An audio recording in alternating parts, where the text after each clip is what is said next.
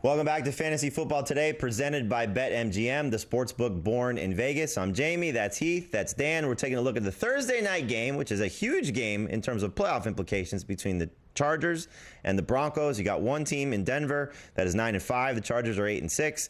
They're clinging to the playoff hopes right now, trying to hold off the Bengals, the Colts, the Dolphins.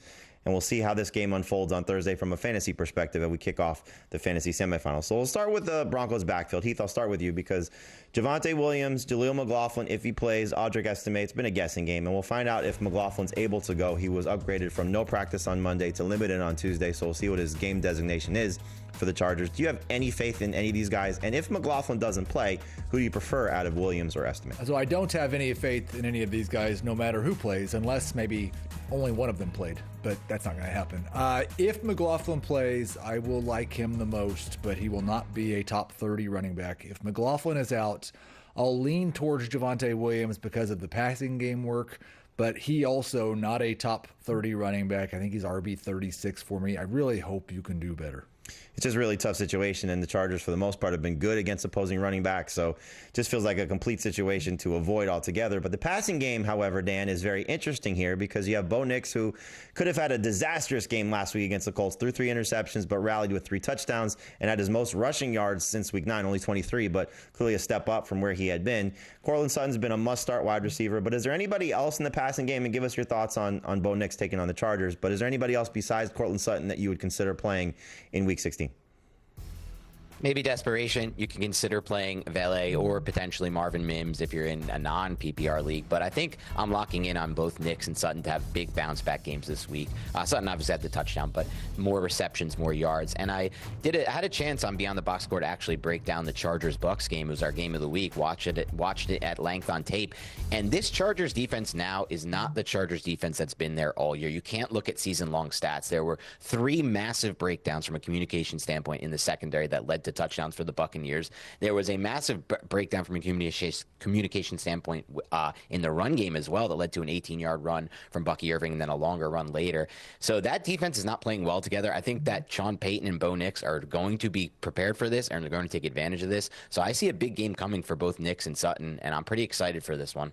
Nix did have 24.7 fantasy points in week 6. That included 61 yards rushing in that matchup. But if he gets back to using his legs a little bit more, that'll certainly help. I think he's a low-end number 1 quarterback. Obviously, Sutton, as we talked about, a must-start wide receiver. Let's talk about the Chargers passing game here, Heath, because I know you have a little bit of trepidation about Lad McConkey.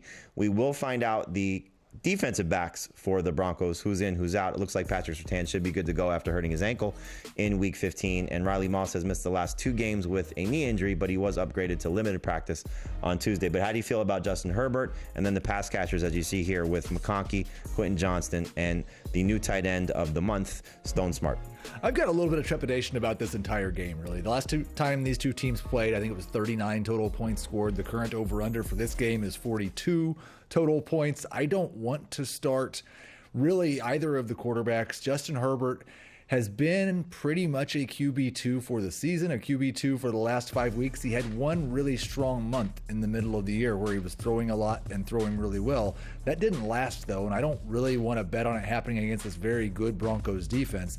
Lad McConkey, in my mind, is a number 3 wide receiver. The last time these two teams played, he had 8 targets. He caught 4 of them for 43 yards. I think he'll be better than that, but I wouldn't be surprised if we get like a 5 for 60, and what you need a touchdown for him to be a must-start option.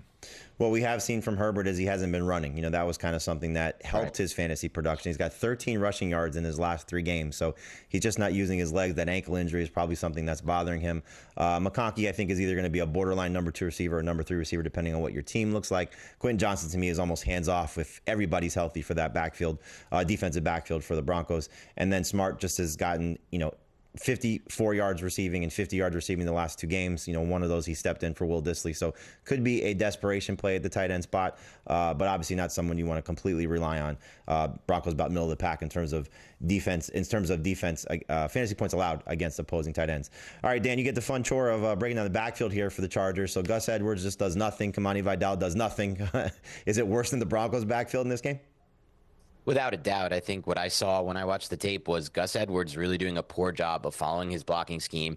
And really, from the Chargers standpoint, they really only got anything going when they ran a little bit of power gap to the outside. But One thing interesting was Vidal did play the third snap of the game, and I think this could signify an uptick in Vidal's snap share for this game and moving forward. I think he's more of a desperation play still. I don't think they're blocking it up well. They have injuries on the interior offensive line. I don't know if Zion Johnson is going to play. So it's more of a desperation play, but Gus Edwards would remain on my bench everywhere. Yeah, just ugly situation since they lost J.K. Dobbins in that Ravens game. They have not found a suitable replacement. I'm with you. Played Kamani Vidal just to see what they have, because Gus Edwards not getting the job done. All right, so there's your Broncos-Chargers preview. Again, we like Courtland Sutton. We like maybe Bo Nix. We like maybe Lad McConkey. So we'll see how this game unfolds on Thursday night. All right, let's take a look at the roster trends of the moves that you made on Tuesday. Could impact the waiver wire moves that you're making on Wednesday. And we're only going to show you the most added list because at this point, most dropped, most traded certainly doesn't matter here. But you see the running backs at the top. And I think those are the two most prominent players that we'll look at here. Brenton Strange, also somebody that we'll take a look at, and Jalen McMillan as well. But Heath, we talked about the Browns, and you said that Jerome Ford's a number 2 running back for you. How much do you like him against the Bengals? I'm cautiously like him as a number 2 running back. He had a 40% rush share, a 14% target share earlier in the season when Nick Chubb was out. He has 3 rushes of at least 30 yards, so he has that big playability. You like that a lot. I do not like the quarterback change for anybody in this offense, including Ford, but it's still a pretty good matchup against the Bengals. I still think that he's unlikely. The one thing that's gone wrong with Ford a couple times is they've gotten frustrated with him, and then all of a sudden somebody else just gets 2 series in a row. That's unlikely to happen in this game. So I'd view him as a number 2, but it's not a high degree of confidence. The nice thing about it is Logan Wilson's absence has been absolutely brutal for this Bengals run defense, which was not good at the start of the season. But in the last 5 games, 7 running backs have gotten to at least 10.4 PPR points or more. So that gives him a floor to at least be a flex. If he gets that 12 to 14 point range, he will be a number 2 running back. I am ranked as a number 2 running back, so I'm excited about him. You see Kendre Miller on this list. It's not necessarily a must-play option if there is no Alvin Kamara, but he would get those opportunities more so from a rushing standpoint than a passing standpoint. But if you're talking about a backup quarterback, a backup running back, going on the road to play a very good Green Bay team, so at best, a flex option for Kendre Miller. But then I want to ask you about Jalen McMillan, because he's got 13 targets in his last 2 games, and he's got 3 touchdowns in his last 2 games. It feels as if the Bucs have found their second receiver, their Chris Godwin replacement. Are you considering starting Jalen McMillan in Week 16 against the Cowboys? Yeah, I'm definitely considering it. From watching that tape, he looked good out there, and Baker's building that trust in him, their rapport. They had some in-breakers that the timing was perfect on, which was something I was looking to see from them too. Just that example of an actual rapport being built. So maybe more of a flex play for me, desperation wide receiver 3, but I like the opportunity there. And Baker and Liam Cohen, they're running one of the better pass games in the NFL right now. I would start him over Jaden Reed. I'd start him over DK Metcalf at this point, certainly over Deebo Samuel. Like, there's a lot to like about where Jalen McMillan is. And the matchup over Jerry Jeudy or not? I'm not there yet, but it's getting close. It's really getting close, just because the quarterback situation matters a lot here, and Baker Mayfield's in a much better spot than DTR. Real quick, Heath, on Brenton Strange. A lot of people looking at what he did last week, where he was so involved in the passing game. Can he be a starting fantasy tight end against the Raiders in Week 16? Well, listen, there's 10 tight ends who have averaged 10 fantasy points per game this season. 3 of them are not playing this week. So, yes, he can definitely be a starting tight end. I would caution against expecting the type of target volume that he had last week. He had 11 targets last week. He had 18 targets in 4 games combined earlier this year when Evan Ingram was out. But I think he probably gets 6 or 7 targets. I think he probably scores 8 to 10 PPR fantasy points. That makes him a low-end top 12 guy. And that was a healthier receiving core weeks 2 through 4 when Ingram was out. Christian Kirk was healthy at that point. Gabe Davis was healthy at that point, and a quarterback that was going to challenge downfield a little bit more in Trevor Lawrence. So Mac Jones just wants to get the ball out, doesn't want to make a mistake, doesn't want to get sacked, as we know. So maybe that helps Brenton Strange against a Raiders defense that's top 5 in most fantasy points allowed to opposing tight ends. All right, we're going to answer a bunch of your questions at the end of the show. Let's take one of them now here. Thank you for sending them to us using the hashtag AskFFT. Dan for Dan, I can't decide between the Denver or Atlanta defense. So Denver against the Chargers, the Falcons against the Giants. Dan, which DST are you taking? Right now, I'm taking the Denver defense I mentioned earlier, but this Chargers interior offensive line is breaking down. There was even pressure with over the tackles last week. Now that's the Bucs. They had a 58% pressure rate despite not blitzing often. The Broncos defense may be better than the Bucs, so I'm going with Denver.